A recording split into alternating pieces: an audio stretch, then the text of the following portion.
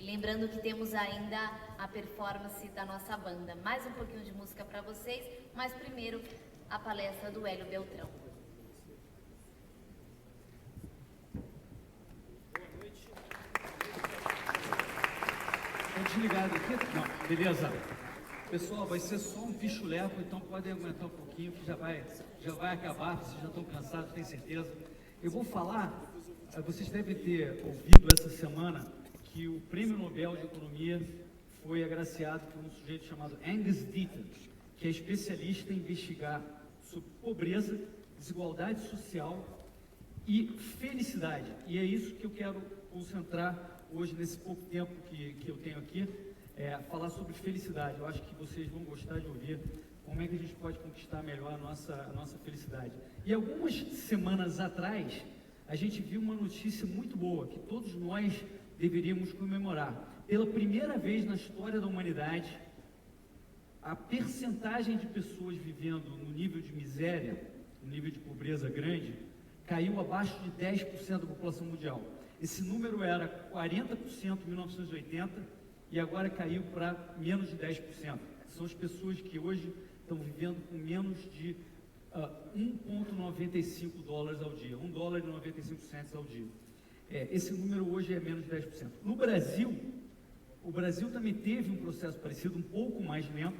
Na década de 60 a gente tinha um nível de miséria absoluta de 30%, caiu para 20% na véspera do Plano Real, e hoje é menos de 5%. São 10 milhões de pessoas que hoje vivem miséria absoluta no Brasil. É um número gigantesco, a gente não pode ficar satisfeito com isso, mas a tendência é de se comemorar, a tendência de queda desse número é de se comemorar. Por que vocês acham que diminuiu e vem diminuindo há décadas esse número? Por causa do trabalho fabuloso da ONU? Né? Por causa do Banco Mundial? Por causa do FMI? Ou por causa do Fome Zero, do Bolsa Família? Não, não é por isso. Falando do Bolsa Família e Fome Zero, esse número já vem caindo há muitas décadas, muito antes de ter o Bolsa Família no Brasil ou programas similares em outros países. Né? Isso se deveu a 5 coisas. Né? Sabemos o que é. Comércio, pessoas poderem comprar e vender bens com a regulação baixa, não arbitrária. Globalização, que seria a mesma coisa no nível internacional, ou seja, importações e importações livres e desimpedidas, propriedade privada, respeito à propriedade privada, instituições fortes, Estado de Direito e empreendedorismo.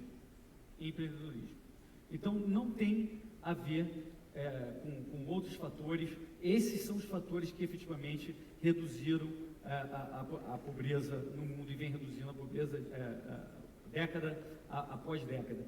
Mas a gente deveria ficar restrito a essa análise de renda, de pobreza?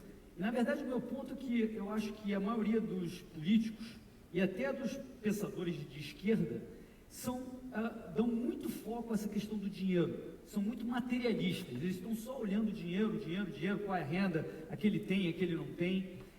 Isso é uma questão importante, mas não é a única coisa. E nas pesquisas sobre felicidade, a gente vê que, principalmente a do Angus Deaton, a gente vê que a coisa não é só relativo a material, que é a tese da esquerda e dos políticos.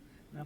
A pesquisa que o Angus Deaton tem um paper junto com o Daniel Kahneman, que é outro prêmio Nobel, onde ele mostra que quando você chega num nível de classe média baixa, que seria no Brasil, eu estimo algo em torno de uma renda familiar de 10 mil reais, a partir desse nível, a tua felicidade não depende mais de dinheiro. Você pode aumentar a quantidade de renda, a quantidade de patrimônio, e a tua felicidade passa a não depender disso. Como Tomás de Aquino falava, para você ter uma vida virtuosa, você precisa ter um nível mínimo de conforto. E é isso mesmo. E nós, na sociedade, nós aqui preocupados com a nossa sociedade, a gente tem que ter certeza que a gente está apoiando essas pessoas que estão abaixo desse nível, que são desamparadas. Né? Mas a felicidade, ela no fundo depende de outras coisas. Um índice curioso, onde o Brasil aparece bem, vocês sabem que na maioria dos índices de indicadores sociais, de fazer negócios, de liberdade, o Brasil está no quarto quartil. Mas Neste índice, que é o índice de felicidade do brasileiro, a gente está muito bem. A gente está em 15º lugar, empatado com os Estados Unidos. A média do mundo tem uma felicidade nota 5, o Brasil e os Estados Unidos têm uma felicidade nota 7, e a Suíça, que é o líder, tem uma felicidade nota 7,6. Ou seja, o Brasil não está nem muito longe do líder, né? E eu suspeito por que isso aconteça, né? E vocês vejam que nós somos um país com uma renda per capita de 7 a 10 vezes menor que a dos Estados Unidos. E o brasileiro está no mesmo nível de felicidade que o do americano, né? E por que isso? Da onde vem a tal felicidade? Existe uma extensiva pesquisa sobre felicidade. Angus Deaton é um deles que investigou muito essa questão, que demonstra o seguinte: em primeiro lugar, foi feita uma pesquisa muito famosa, com gêmeos idênticos que se separaram ao nascer e moraram em lugares, estados diferentes, famílias diferentes, onde se demonstrou que 48% do teu nível de felicidade, 48%, quase metade, se deve a fatores genéticos. Então você conhece aquele cara que está sempre alegre, saltitante do seu lado, você pensa assim, morra, né, de tão feliz que o cara está. E tem os caras piores ainda, aqueles tristes, deprimidos, é por isso, porque o componente genético é muito, muito alto, né? Depois você tem 40% do teu nível de felicidade explicado pelos grandes eventos da vida. Que grandes eventos? Você conseguiu o emprego que você quer, o MBA que você sonhou, a garota que você quer casar, como o Flávio mencionou na palestra dele. Essas coisas compõem esses grandes eventos da vida. E evitar os grandes eventos negativos da vida, ou seja, aquele desastre, o problema de saúde, etc. Esse componente é de 40%, pessoal. Só que o custo de perseguir esses 40%, se você foca, nós somos seres focados em metas. Só que você buscar essa satisfação dessas metas tem dois problemas. Primeiro, o custo é muito grande, porque você se dedica a vida inteira a essas metas. Segundo, essas metas, quando alcançadas, têm um efeito na felicidade passageiro. E aí tem uma outra pesquisa muito famosa, feita com vencedores de loteria e pessoas que tiveram acidentes trágicos e ficaram tetraplégicas. As pessoas que tiveram acidente trágico e ficaram tetraplégicas, 6 meses depois do evento, elas voltam para um nível de felicidade basicamente igual ao que elas tinham antes do acidente. É surpreendente, mas é verdade. Isso mostra quão robusto é a nossa natureza, como a gente enfrenta desafios. Mas ela volta para o mesmo nível. Então, é um evento negativo que você, basicamente, o evento mais negativo que pode haver, e você volta para o mesmo nível de felicidade. E mais surpreendente é o que acontece com os vencedores de loteria. O vencedor de loteria, 6 meses após ter ganhado, ele alcança um nível permanente de felicidade menor do que ele tinha no dia que ele comprou o bilhete. Ou seja, a melhor coisa para um cara que compra o bilhete de loteria é não ganhar na loteria, porque seu nível de felicidade vai cair. Isso é bem contraintuitivo, mas se vocês pensarem, o que uma pessoa faz para ser feliz? Provavelmente nesse fim de semana vocês encontraram amigos, juntaram, foram no cinema, já fizeram um esporte com pessoas que vocês gostam. A pessoa que ganha na loteria muda o círculo de amigos, muda os seus hábitos e, portanto, por isso, ela acaba tendo um nível de felicidade menor.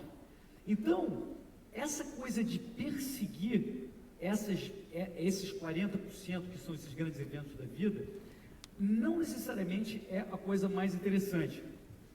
O que você deveria focar são nos 12% restantes que efetivamente você tem controle, todos vocês têm controle, todos nós podemos praticar desde hoje, e esses 12% que você controla serão hábitos que vão te fazer conseguir os outros 40% muito mais facilmente. Quais são esses hábitos? São 4 e fáceis: fé, família, comunidade e trabalho.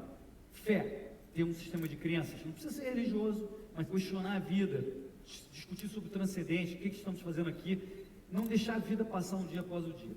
Família, é o que já te diz, você está junto da sua família, fazer filhos bacanas, etc. Comunidade, é você ter um círculo de amigos e ser caridoso na tua sociedade na sua comunidade. Isso é família. Mas o mais importante aqui, que eu queria destacar, é trabalho. E trabalho que se chegou à conclusão nas pesquisas todas, foi de que efetivamente importa é você ter um trabalho e o sentimento de que você teve um retorno merecido, que você realmente agregou o valor e você percebe isso. E o seu empregador percebe que você agrega valor e você sente que você realizou aquilo, você mereceu aquilo, né? Isso que efetivamente importa, né? Isso que faz a diferença. A gente tem essa sensação, a gente sabe, no fundo a gente sabe que o sucesso merecido é o que efetivamente importa, né? Então, o que a gente deveria buscar é tornar a nossa vida o nosso próprio negócio, né? Empreender não é construir um negócio. Empreender, como a gente viu hoje aqui, é você ter a sua vida nos seus termos, é você construir algo de valor. Pode ser trabalhando numa empresa que te valorize como tal e que você sinta esse esforço merecido, esse trabalho merecido, conquistado, ou pode ser empreendendo efetivamente, né? Mas é você conseguir unir talento com as suas paixões.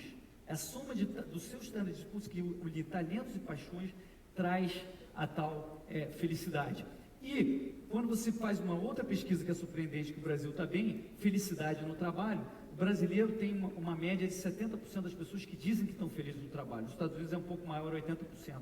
E eu suspeito que isso tenha muito a ver com o nível de felicidade do brasileiro. Então, em resumo, para concluir, já acabou o tempo, o que você pode fazer hoje? O que você pode fazer hoje é trabalhar esses 4 fatores, hoje, já começar já. Você deveria se preocupar com os desamparados no Brasil, né, e fazer o seu trabalho também de comunidade. Agora, o que você deveria, mais do que tudo, se você quer felicidade não só para você, mas para terceiros, você pode doar o dia inteiro, mas se você não tiver um sistema no qual, mesmo as pessoas, sem procurar fazer esse negócio funcionar para o desamparado, sem se preocupar em gerar prosperidade, que ele busque, que ele consiga entregar prosperidade e menos pobreza e essa felicidade do encontro de talento e paixões. E o único sistema que consegue fazer isso é esse que eu mencionei, da livre iniciativa, comércio, globalização, propriedade, Estado de Direito e, finalmente, empreendedorismo. Muito obrigado, pessoal.